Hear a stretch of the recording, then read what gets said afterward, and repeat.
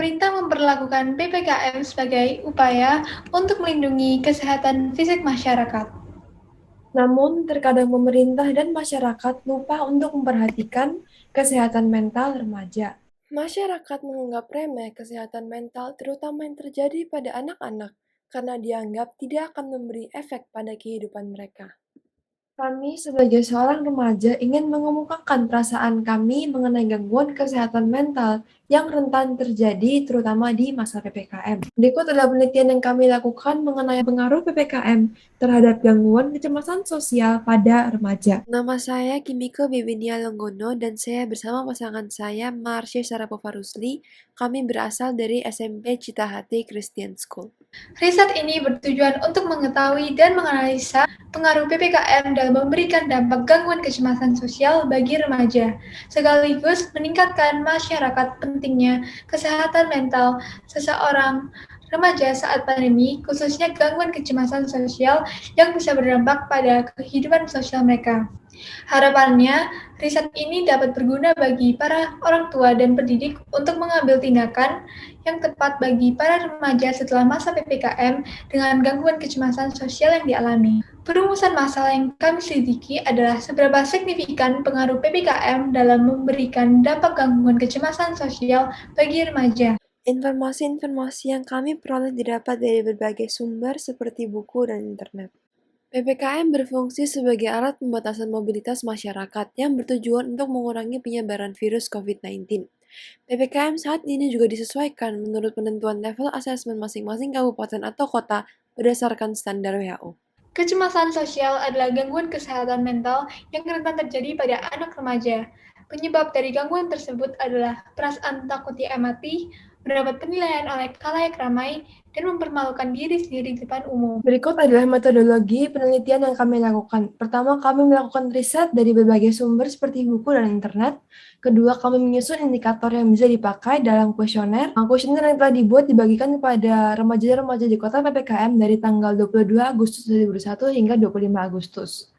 Lalu kami menganalisa hasil kuesioner yang disajikan dalam persentase, lalu dilakukanlah uji statistik t-test terhadap hasil tersebut. Ini adalah hasil dan bahasan yang kami lakukan berdasarkan data dari 122 responden. Berikut adalah hasil dari pertanyaan pertama kami mengenai frekuensi bertemu dan berinteraksi dengan orang lain. Bisa dilihat sebelum pandemi, bagian yang paling besar adalah berwarna biru, yaitu opsi sering sekali. Sebaik 60,8% responden sering sekali bertemu dan berinteraksi dengan orang lain. Tetapi hal ini menurun saat pandemi menjadi 11,6% dan mengecil lagi saat PPKM. Dan opsi yang berwarna hijau yaitu opsi tidak pernah. Sebelum pandemi, terdapat 1,6% responden tidak pernah bertemu dengan orang lain. Tetapi hal ini meningkat hingga 27,9% saat PPKM. Pertanyaan selanjutnya adalah mengenai keberanian saat berinteraksi dengan orang lain.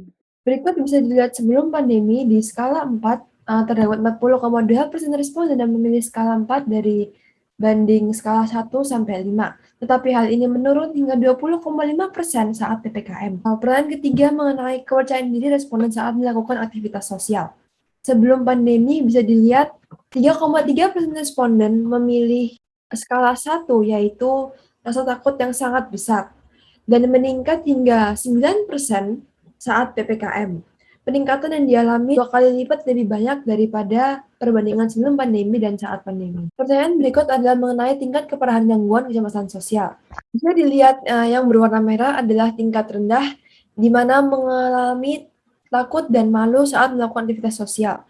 Sebanyak 11,5% responden sebelum pandemi mengalami tingkat rendah, tetapi meningkat hingga 25,4% saat PPKM.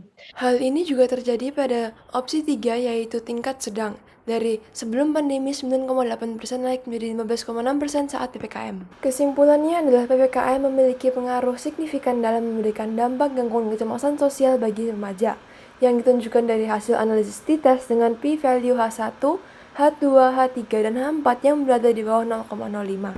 Selanjutnya adalah daftar pusaka dari penelitian kami, dan menurut Duchess of Cambridge, Kate Middleton yang sangat memperhatikan mental anak, mengatakan bahwa kesehatan mental sama pentingnya dengan kesehatan fisik. Kami telah menyampaikan penelitian kami. Terima kasih atas waktunya. Tuhan memberkati.